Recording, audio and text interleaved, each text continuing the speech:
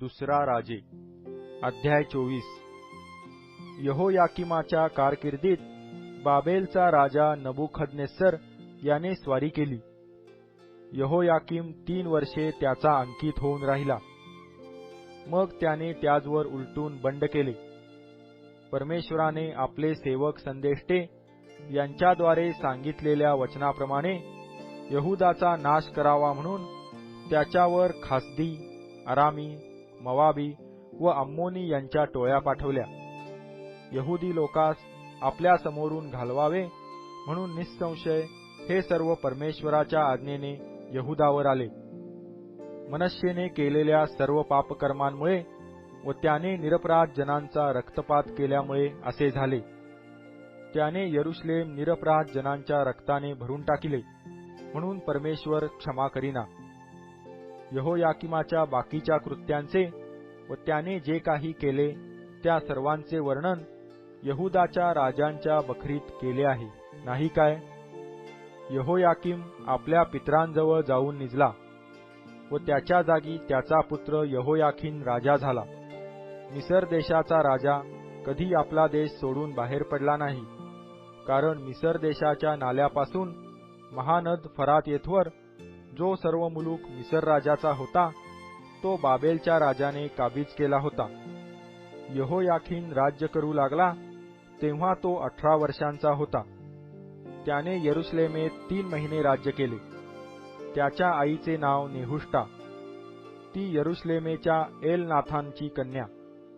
त्याने आपल्या बापाच्या करणीप्रमाणे परमेश्वराच्या दृष्टीने जे वाईट ते केले.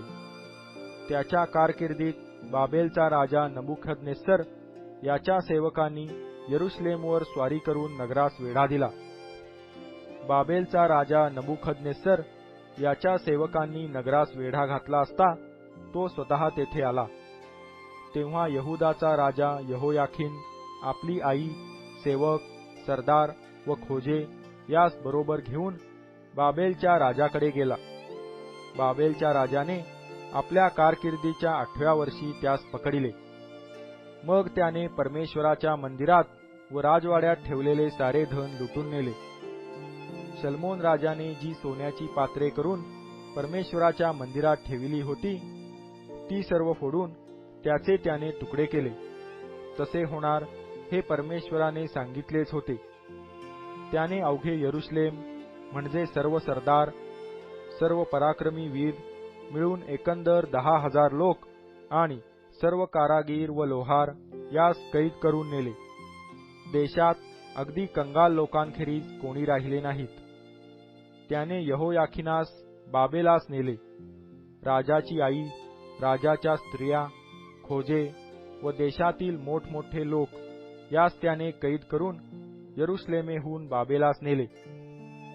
एकंदर 7,000 धट्टेकट्टे लोक आणि 1,000 कारागीर व लोहार बाबेलच्या राजाने कैद करून बाबेलास नेले.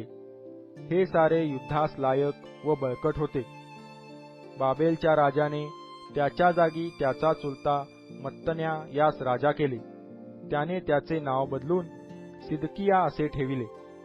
सिदकिया राज्य करू लागला तेव्हा 21 वर्षाचा होता. त्याने यरुशलेमेत 11 वर्षे राज्य केले.